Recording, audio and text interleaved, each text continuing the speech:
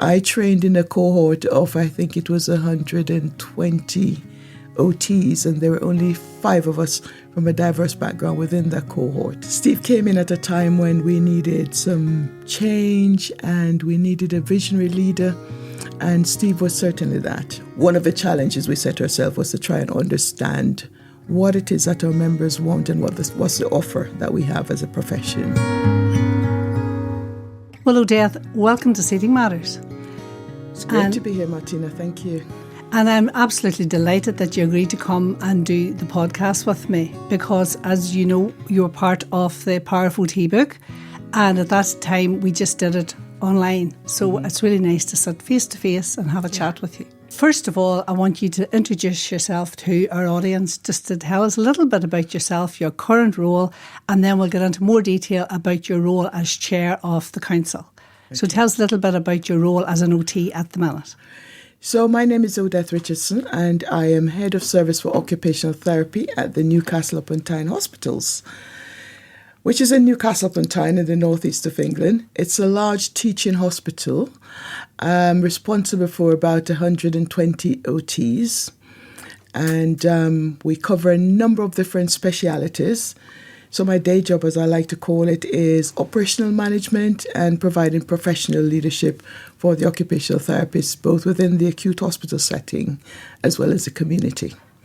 So I do things like recruitment, disciplinaries, making sure that the policies are okay for the staff, etc., and provide them with the tools generally to enable them to do their jobs effectively. Very good. That in itself, Odeth, sounds like a full-time job, and I know it is. But you have another hat on. You are chair of tell us your role again, Chair of Council for the Royal College of Occupational Therapy and the British Association of Occupational Therapy. Yeah. So my role as chair comes with responsibilities for all the occupational therapists over the 4 countries, so Northern Ireland, Scotland, Wales and England. Mm-hmm. We have around 36,000 occupational therapists who are members of the Royal College of Occupational Therapy at the moment. Mm-hmm. And the role in itself in terms of chair is around governance, making sure that our profession is fit for the future.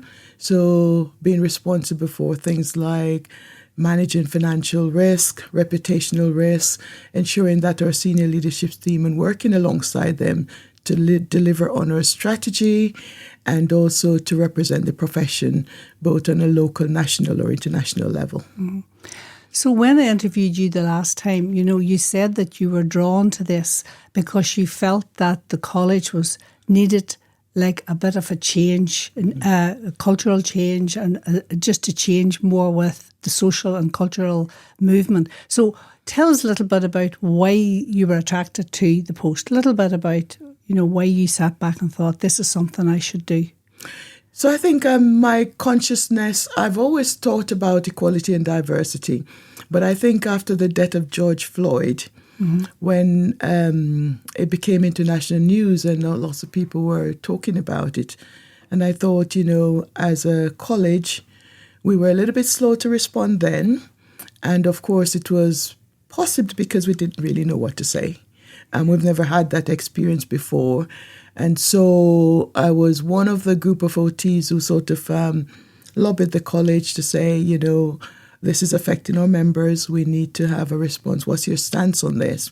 And then the college introduced what they call the big BME conversation, which was the beginning, I think, of our journey in terms of making sure that equality and diversity sits within the Royal College. And what year was that, Odeth?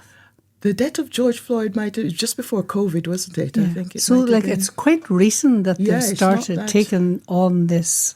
Yes. Yeah. And so I've always felt that the profession was always, to me, it felt like a white middle-class profession. We've all been told that when we were training. So seeing a few OTs that looked like me, because I trained in a cohort of, I think it was 120 OTs, and there were only 5 of us from a diverse background within that cohort. Okay. So it was few and far between. Mm-hmm. But over the years, I believe the numbers of OTs from diverse backgrounds has grown. Mm-hmm. And I think the college has done a lot of work. So, for example, within the last 2 years, we've developed our EDB strategy. We didn't have one before. And since the death of George Floyd, that was one of the challenges that was given to the college. And the Royal College rose to that occasion. And so we now have an EDB strategy. And just explain EDB for me. So it's equality, diversity and belonging. Yeah. The college didn't go for equality, diversity and inclusion. They felt belonging was more appropriate. And so it's called our equality, diversity and belonging strategy. And that's what we called your title of your chapter in the book as well, EDB, to coincide with that. Okay. Very good. So do you feel that that's one of the biggest achievements you've had since you took on that role of chair to get that strategy? Yes, so far. So this year we are going to be looking at our action plan that underpins the strategy, because there's still a portion of the professional body that feels that we're not doing enough as a Royal College. And I think recent geopolitical events have sort of highlighted some of the challenges we have as a professional organisation. And so we are looking at all the ways that we can actually impact EDB across the profession and to sort of take on the leadership of this area. It's been challenging because one of the things we talked about was whether or not as a professional body we were political. And did we get involved in political affairs? And there's quite a large portion of the membership who felt that we shouldn't. And then another portion that felt that we should. So there's this sort of balancing act going on, trying to ensure that we are remaining neutral when it comes to geopolitical conflicts, but that we're actually providing the support that our members need. Yeah. So what would you want to see what would be, because you said your tenure is, you have to renew it every year. Yes. And you're in the end of your second year. Yeah. And you're hoping to renew that for another year. Yes. And at the end, will that be the end of your tenure, or are you hoping to stay on in that role? It depends on whether I feel I've achieved what I wanted to achieve within the RCOT. That was my next role. question, is what would you feel would be a success for you? So for me, it would be that we have equality, diversity and belonging across the profession, in that each individual OT take responsibility to ensure that their practice is equitable, that they're doing the best for their patients, regardless of the background of their patients, that they're doing the best in terms of their ability, in terms of what they understand it to be, that they're being fair and impartial.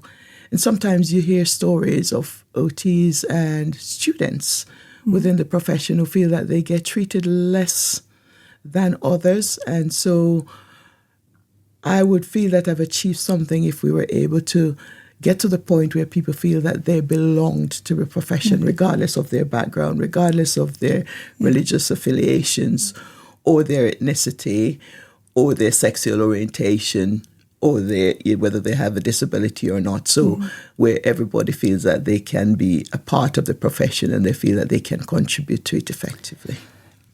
Does the college need to do training around that? Or yes, how do you get to that point? I think we have a role to play in terms of a college, firstly by modelling the behaviours that we expect of our OTs, but also to provide the training and the tools necessary, because we talk about equality, diversity and belonging, but lots of people don't really understand what it means. And so I feel we have a responsibility to be able to support our members, to provide them with the information, with the tools and the necessary training to help them to be able to reflect on how they come across in conversations, how they view things in terms of identifying biases in processes, etc., etc. There's going to be big changes taking place within the college in the next few months, because we've all been informed that Steve is retiring. So what's that going to look like for you, and what are your hopes for his replacement? So Steve will be a big miss, because Steve came in at a time when we needed some change and we needed a visionary leader, and Steve was certainly that. So he's developed our strategy, he's taken us from being very inward focused to outward focus. And so Steve has done a lot of work to sort of bring the profession into the 21st century, if you like. And so we will miss him, but he's laid some really, really strong foundations for us to build on. So, for example, we've got a new CRM, we've got a new strategy, we've been able to change the use of our buildings so that one of the biggest focus was that we're trying not to put our membership fees up.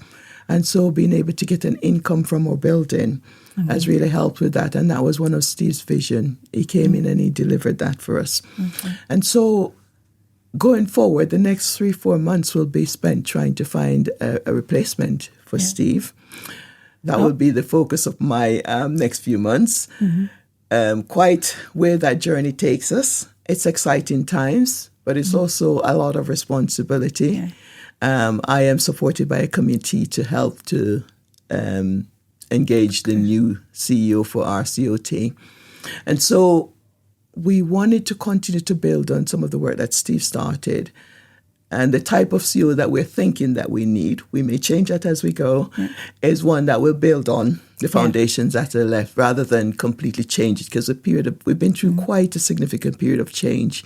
And I think the membership just need a little bit of stability at the moment rather than somebody else coming in, starting all over again. And it's, Was Steve the first non-OT? Yes. Yeah. So that was a big change. Big change. Having a non-OT as CEO. So going forward, you're open to maybe having an OT again if the fit... If the OT's got the skills that we're looking for, definitely it would be a good fit. So yes, we're open. We haven't got a fixed vision as to what the next CEO is going to be like. So we'll see what the market throws up. Well, that's interesting. Yeah. And when is Steve's retirement? Steve's retiring in June, mid-June. In June. Yeah. And you're hoping to have someone fairly soon after that? Or? Yes. Yeah. Just the other thing then that we talked about on the journey up here, we talked about the special interest groups. And we know that has been, I don't know if disbanded is the right word or what, and that has been replaced. And there has been a bit of resistance again about that. Some people were not happy with that. But can you tell us now a little bit about how that has been replaced and what your hope for the future for that is? For the communities of practice is what you call it now. Yes. So our special interest groups, you're quite right, has been disbanded. And one of the reasons that decision was taken is because our members, it was costing our members a lot because you had to pay your professional membership fees and then you pay for the professional groups, the specialist interest sections as they were called, separately. A lot of our members have explained that they cannot afford to pay for both, and some members are more than one specialist group members, so they end up paying a lot of fees for those privileges. And so one of the challenges we set ourselves was to try and understand what it is that our members want and what's the offer that we have as a profession. So we did a lot of member engagement activities. We surveyed our members, and one of the things that came through loud and clear was the cost of special interest groups. And so the decision was taken that we would disband the group and create communities of practice instead. And the intention is that members can link in with whichever communities of practice they want to link in with. So rather than just being a member of a specialist section, they can be a member of the communities of practice for housing, or for children and young people, or for mental health. And so the opportunity will be there for them to engage with various other members within those groups as part of those communities. And so we're hoping that that will help us to share resources more effectively, that members can interact and engage with those communities and be able to support each other as they move forward. Very good. It sounds like a good move from my point of view. I know there has been people that weren't happy with the move, but it sounds like a good move because it means, because you could be interested in housing and adaptations, but you also might be interested in manual handling or posture, and it is difficult to be in all those special interest groups. So I can see the thinking behind it, and I wish success with that now. So I hope that really takes off and it's less costly. Yes. Yeah. And I do hope that the members engage with it. So we're doing a big promotional drive at the launch to encourage people to join up with those communities and to, get involved. Yeah. Because that's our communities of practice, one person bring another, and you expand the community, and you grow, and you develop. And you bring your expertise to that, and you share your knowledge. Share the knowledge. Share your knowledge. Very good. So the other thing that I learned from you this morning was that the CPD, you can link your CPD with the HCPC. Yes. So just tell us about that as well, because these are things that are, for me, are important, and therefore maybe to other people as well, that, developing their CPD portfolio. So tell us a little bit about that. Yeah. So as part of our membership engagement exercise, we realised that we weren't really offering our members a lot. So one of the areas that they talked about as well was around CPD and whether we could support them in developing their CPD portfolios. And so we engaged the service of a company called CPD Me, which a number of our members were using but paying for it privately. Right. And so this is now offered as part of their membership. And so far, I think we have around 8,000 members who've joined up to the CPD Me platform. Now, this platform is going to be really important in that we've got a new we call it a CRM, so that's our computer management system. And so CPD.me will be part of that. So, for example, if you are in those communities of practice and you've had a podcast, you've listened to a podcast, or you've had an event, or you've had a course as part of those communities, it will link in with your CPD.me and the information will be transferred over. The CPD.me also is linked in with the HCPC. And so if you were called to provide your CPD as part of the HCPC process, at the press of a button, you will have all your learning and your reflections and so on, and it's all done in the format that HCPC requires. So it makes it so much easier for members to be able to produce that evidence that they've been keeping up to date with their CPD. That's very important. Yeah. So we also talked about, the number of occupational therapists that are in the UK, and you said that your membership represents about 70%. About 70% of the HCPC membership. So there's an extra 30% of members who are not members of RCOT, who are members of HCPC because they need that registration to practice. And so we really struggle in terms of how we sort of bring those members on board, because most of them have practiced for years without being members of RCOT. So we really need to get a little bit slicker in terms of how we engage with that set of the members. So that's one of the things that we're looking to do, a data sharing arrangement with HCPC, because we really don't know where those members are. No. They're practicing out there, but we have no idea. Right. So what would your message to the people that are not members, what do you think would be the main reason why they should join? What is apart from the insurance and that sort of thing, what other things would attract them, or would you think would? I think the occupational therapy community is a really strong, rich community.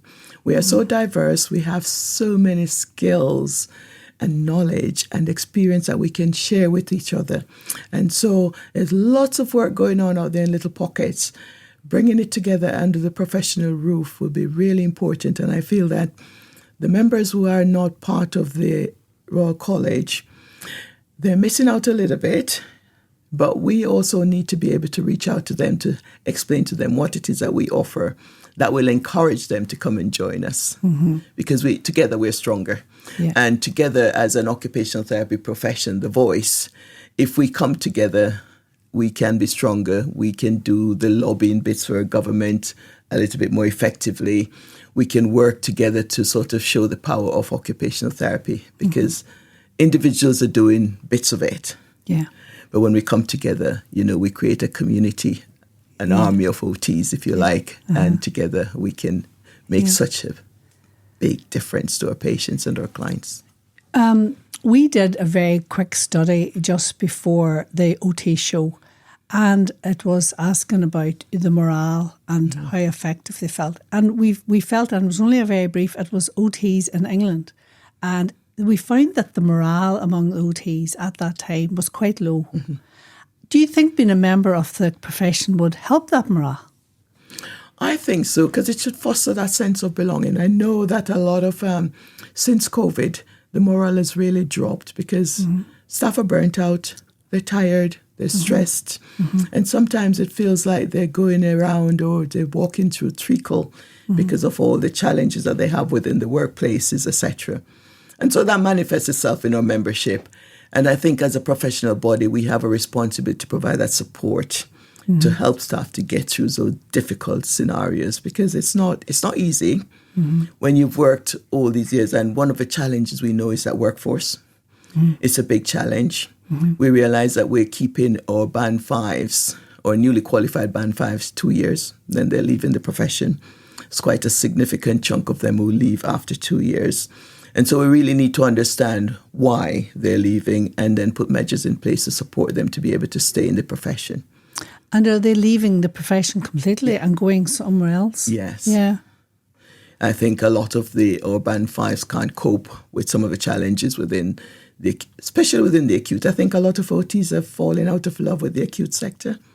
And so they're looking for opportunities where there's more flexibility and so on. So some of them will do go out into the community, or they'll go into independent practice, or they'll go elsewhere. And then others will just leave the profession and do something completely different. Is there anything that we can do at a student level that might help with that? Maybe prepare them better for their workplace? Yeah, I think we need to do a lot better at preparing them for the workplace, because some of our students, we had a cohort of students who trained during COVID, and they really struggled because most of them have never set foot in a hospital during COVID. Most of them didn't have the placement experience that you would expect. And so that in itself was quite tricky. I think we're coming out the other side of that now. And so there's a new cohort who trained sort of slightly just after COVID. And so it's you can see the difference when they come into the workplaces. Yeah. Well, there's students who trained during COVID, they're needing a lot of support. And that's evident when they come into the workplaces. Right, okay. Well, just come back to you, Odeth, for a while there. You are a very busy lady. I was chatting to you coming from the airport just... you are full-time working, as you said, as a manager, and you have this role. But you're from a large family as well. Tell us a little bit about you, the person. I'm from a family of 13, so I was quite amazed to hear that you are from a family of 11. Of 11. I have 5 sisters and 5 brothers. 3 of them have died, but the rest are still alive. My mum used to call it, we have our own football team. And they're scattered all over the world. They're scattered all over the world. There's some of them in the States, some in Canada, some in the UK, and some in Jamaica. Very good. Now, also I found out that you're a bit of a poet. I learned that about you coming up the road. And it was very interesting because you called one of your poems The Phoenix. Yes. And as an OT, I called the first chair from Seating Matters The Phoenix. And for the same reason, that sort of rising out of the ashes.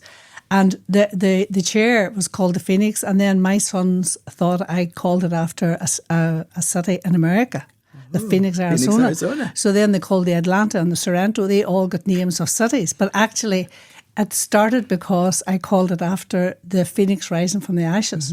So your poem is called the same. What's your poem about? So this poem, the one, I call it Like a Phoenix, and it's, I think this poem completes me. Because the phoenix, as you know, is the OT symbol. And it's after the style of Maya Angelou. So in one of my voluntary roles, I volunteer for the Angelou Centre. I want to talk about that. Tell me a bit about that. The Angelou Centre is named after Maya Angelou, who's a poet from the United States. She's now dead, but she's got such wisdom. And so we look after women and girls at the Angelou Centre who suffer from domestic violence and abuse. And so this poem helps me. It's the two sides of me coming together, I think. So my OT side and then the side where I support the ladies, the women and girls who use the Angelou Centre in Newcastle. And before we hear the poem, you also are an advisory, you sit on an advisory board for the Northumberland Police, the Strategic Independent Advisory Group. Yeah, in that role we call ourselves Critical Friends. Right. So within Northumberland Police, police sometimes get a bad rep, don't they, in terms of how they handle certain situations. So as part of that strategic independent advisory group, we would advise them on policies, etc. We would be able to do things like do custody visits to make sure that they're looking after their customers in their care. We would review body-worn camera images and provide advice and guidance. So sometimes we may see something that said, oh, well, if you'd tackled it this way, it might have given you different results. And so we work quite closely with them as critical friends. We're able to challenge and to see things that, because you're part of a community, sometimes the officers, they are so stretched. And so helping them and supporting them to be able to be effective within the communities, that's really right. And how often role. would you meet for that, or what's your input into that? So we meet as part of a SIAD group. We meet once every month, and we have an agenda of items that we do, an agenda of items so we can go through. So sometimes it might be we're looking at the race action plan. It might be that we're going to do stop and search. And we will get reports from various different elements of the police and so on. And, just to keep us up to date and so on. Okay. So it's quite a varied role and it's really important and interesting because we get to see some of the side of policing that other people may not see, but also to help to support them. I help to understand their role as well, see both sides. Yeah. And then your input into the Angelou Centre is to support women that have abuse. Yeah. Yeah. So the Angelou Centre is responsible for women and girls who suffer from domestic violence and abuse. And we have 5 refugees. And so we take women from as far south as London. We work quite close with the Police and Crime Commission group, and they refer women to us. We work quite closely with our social services counterpart, and they send women to us when they need to take them out of those abusive situations. So it's the women who came to us, they do have a lot of trauma, and so we provide them with things like trauma-informed therapy. We support them. Most of them, English is not their first language, so we do English as a second language for them. We train them. And by the time they're ready to leave us, we would have retrained them to do something different in terms of being able to support themselves. So it might be that we've trained them to make garments, to sew, or to cook, or to do beautician and so on. So we train them with some practical skills to enable them to be able to. There? Some stay for 6 months or more. It depends on their circumstances. And we have move-on accommodation as well. So once they're no longer in the refuge bit and they can move on to some of the other less secure accommodation, we have those as well. It's funny, you mentioned 2 things there. You mentioned about students during COVID not getting the experience. Well, one of the students in this book, actually, during COVID, she's actually Dervla's daughter. Oh, okay. She worked in one of the a women's refuge centre in Belfast. Full circle, isn't it? And she had to adapt what she had to do during placement. She had to adapt it because she wasn't allowed to do the groups and everything. But it's funny that as occupational therapists, that's a role that we could. You don't employ OTs in that particular. No, we don't. But there's an opportunity there and an opportunity. Yeah. Yeah. It's all voluntary. It's all like charity. Yeah. There's no funding from the government. That's a challenge. Yeah. Very good. Would you like to read the poem, The Phoenix? Yes. Is it long since you've read this? It's been a while since I've read it. Would you like to read it? Yeah, I'll give it a go. Right. Okay. So the poem's called Like a Phoenix, and it's after Maya Angelou. So when money's low and the bills are high, when rest is infrequent and toil intensifies, when friends are scarce and all seems lost, like a phoenix, I rise. When others doubt and the way is unclear, when troubles and fears lead to despair, when pain is hard and relief disappears, like a phoenix, I rise. When family ties are stretched and broken, when relationships fail and you're left with a token, When health is compromised and cures are few, like a phoenix, I rise. When cultures are rotten and behavior is vile, when change seems hopeless and people can't smile, when expectations mount and support is gone, like a phoenix, I rise. When you feel like you're planted and your way's dark, when trauma hits hard and leaves its mark, when friends forsake and darkness grows, like a phoenix, I rise. Despite being burnt, I'm ready to try as I spread my wings and get ready to fly. I rise. That's very good. Excellent. That is absolutely amazing. Is that poem up in the centre where the ladies are? No, actually. You should have that up. You should do like I did yesterday. You should laminate it and put it up there. And put it up there. Yes. And even more than that, you should try and get it published. On my list of On things your to list do. of things to do. Yeah. You're a very busy lady. It's absolutely it was lovely, wasn't it? Absolutely amazing. Lovely. You're a real star, I have to say. You're a breath of fresh air. I can see why you are successful in everything that you do, and especially, with the volunteer and also in the college, because we need people like you that, people can relate to, and you attract people, So I want to really thank you so much for taking part in the podcast. It has been an absolute delight. It's a pleasure. And absolutely love to hear more poems as well in the future as well. So look forward to seeing them published. Okay. And thank you so, so much for taking part. Thanks, Martina. Thanks for inviting me. I really enjoyed it. Good. Thank you.